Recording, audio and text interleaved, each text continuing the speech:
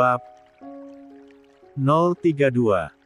Di samping buka Polres, Chelsea berusaha memposisikan diri sebagaimana seharusnya, tanpa melibatkan perasaan masa lalu yang telah melebur bersama waktu. Sama seperti sebelumnya, Arman nampak terus memperhatikan Waldan dan Chelsea, dari kejauhan, secara bergantian. Meski ia berniat untuk tidak cemburu, tapi nuraninya tidak bisa berbohong. Dan, butuh damkar? Tanya Rusdi yang selalu iseng di saat seperti ini.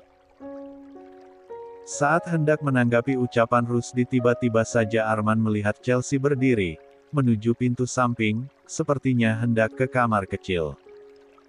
Ia berniat menyusul tapi tiba-tiba seseorang menepuk pundaknya dari belakang. Pak Setio.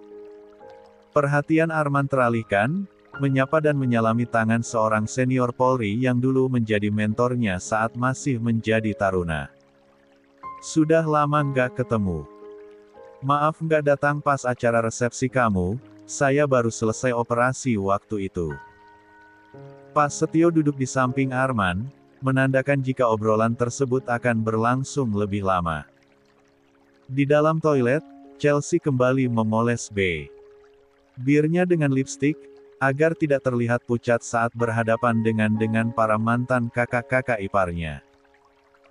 Selesai dengan riasannya, Chelsea hendak berbalik keluar tapi tiba-tiba saja seseorang masuk, mendekat dan menggiringnya masuk ke bilik toilet. Mas. 30. Set, jangan berisik. 30 menit berlalu. Bu Nur berjalan cepat mendekati menantunya. Men. Ditepuknya bahu Arman. Melihat kedatangan ibu mertuanya, Arman segera berdiri. Ada apa, Bu? Itu loh, istrimu, udah hampir setengah jam ke toilet tapi nggak balik. Ibu susul ke sana, nggak ada. Tapi ibu nemu HP dan tasnya di bilik toilet. Nggak ada. Aliran deru Arman seketika memanas. Firasat mulai tidak baik membuatnya menoleh ke arah panggung.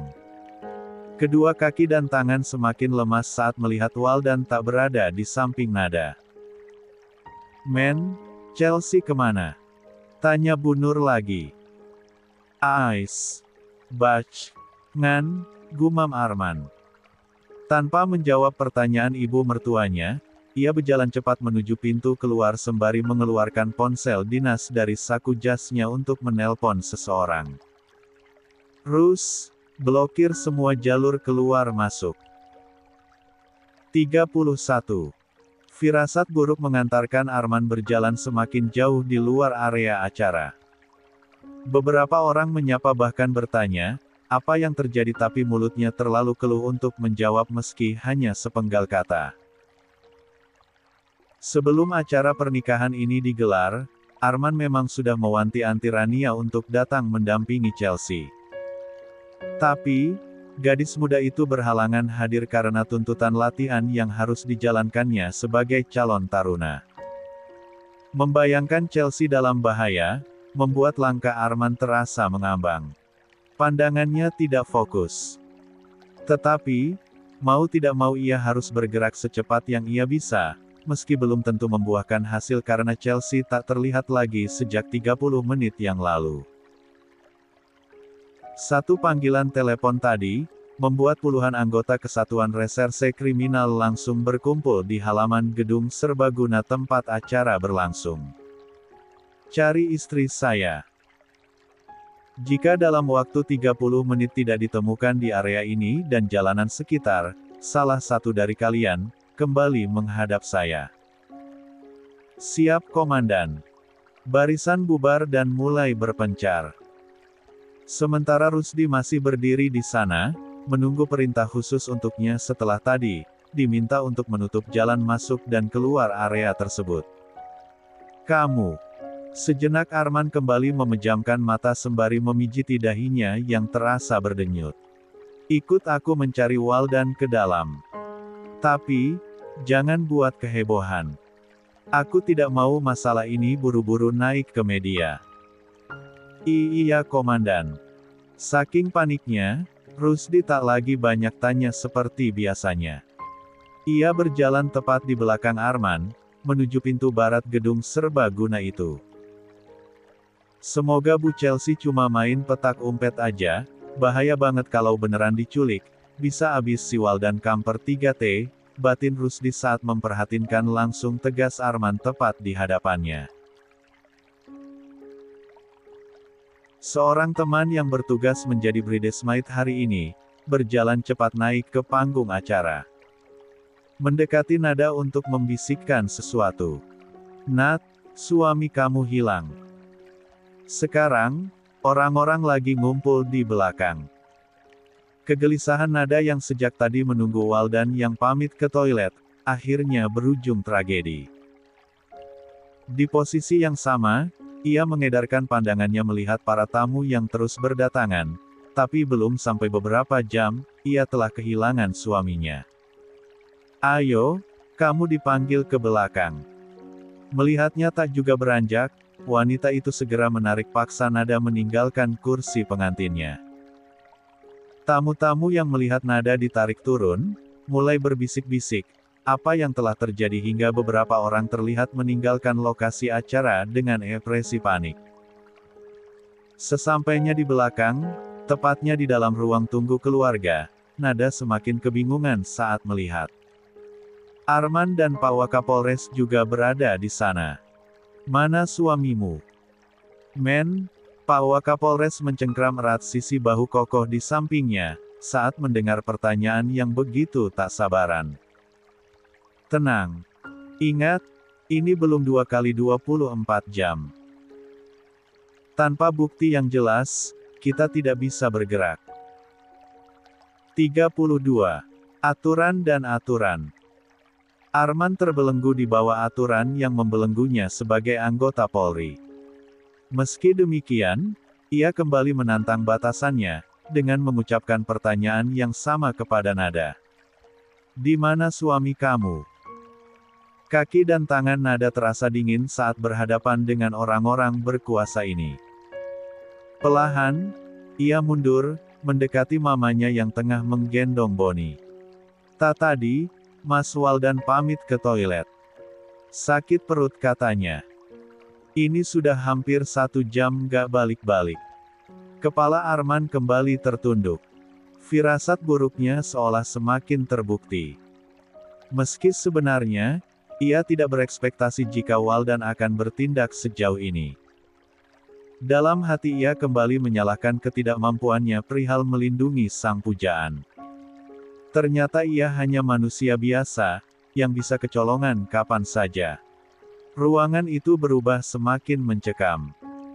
Mbak Nia, Suri, Mas Ridwan dan kerabat yang lainnya, hanya bisa melongo dengan wajah pucat.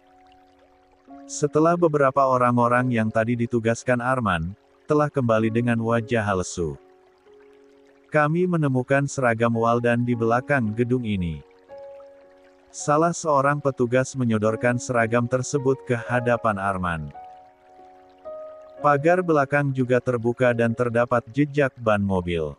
"Sepertinya dugaan Anda benar, dan Bu Chelsea diculik oleh Waldan." "Nggak mungkin," sahut Nada tak terima. "Suami saya nggak segila itu. Ngapain juga dia nyulik perempuan kampungan, yang sudah lama dibuangnya. Nggak masuk akal, hati-hati ya kalau," ucapan Nada menggantung saat Arman tiba-tiba berdiri dan mencengkram kuat satu hernya. Ucapan kasar Nada, membuat amarah Arman mencapai puncak.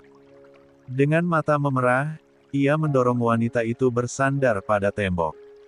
"Hati-hati dengan kata-katamu.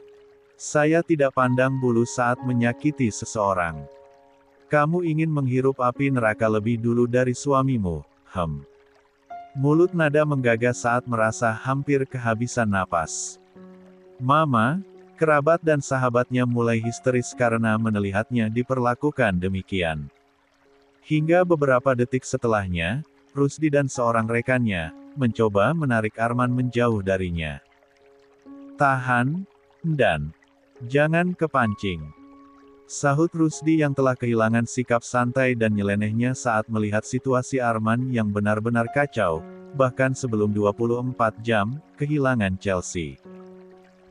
Sekarang, koordinasi dengan tim untuk mengumpulkan petunjuk dan informasi, sahut Pak Kapolres saat berdiri dari posisi duduknya. Periksa semua area ini secara detail. Jangan ada satupun jejak forensik yang tertinggal. Jika bukti bisa dikumpulkan secara konkret sebelum besok pagi, langsung buat laporan dan tetapkan Waldan sebagai buronan. Pak Kapolres, wakil beserta ajudannya beranjak pergi meninggalkan ruangan itu. Sementara Arman masih diam dengan tatapan kosong di sana. Untuk pertama kalinya, ia merasa kehilangan arah. Padahal, ia adalah komandan dari Satuan Reskrim Polri, di mana mereka dijuluki sebagai detektif berseragam. Namun, di saat seperti ini, ia tidak bisa memikirkan apapun kecuali cara menemukan istrinya, segera. Sekuat tenaga Arman menyeret langkahnya keluar dari ruangan itu. Meninggalkan nada dan keluarga, yang tidak diperbolehkan meninggalkan tempat tersebut, sampai penyelidikan selesai. Periksa CCTV dan cari bukti di area ini. Aku harus pergi mencari Chelsea, ucap Arman kepada Rusdi sesampainya di halaman belakang gedung. Nggak boleh. Rusdi menahan lengan komandannya itu kuat-kuat. Sudah ada yang turun mencari, Anda tetaplah di sini. Saya janji, semua bukti akan terkumpul malam ini. Tolong percaya kepada kami semua. Anda hanya perlu fokus dan tenang. Saya yakin, Bu Chelsea akan selalu berada dalam lindungan Allah. Ikuti aturan, ingat sumpah Anda sebagai anggota Polri, lanjutnya. 33. Kau bisa berkata seperti ini karena belum pernah mencintai seseorang. Kedua kaki Arman bergerak mundur, seiring kedua matanya yang mulai memerah. Kau tahu jelas, betapa berharganya dia untukku. Satu goresan kecil di tangannya saja membuatku marah, lantas bagaimana bisa aku bertahan lebih lama, tanpa memastikan dia baik-baik saja. Terus, bagaimana dengan Bu Nur dan Oma Lusita? Rusdi menatap tajam. Untuk pertama kalinya ia menatang ucapan Arman. Jika ada saja tidak bisa tenang sekarang. Lantas siapa yang akan menguatkan dua wanita yang kehilangan anak dan cucu menantunya? Sing waras, tenang.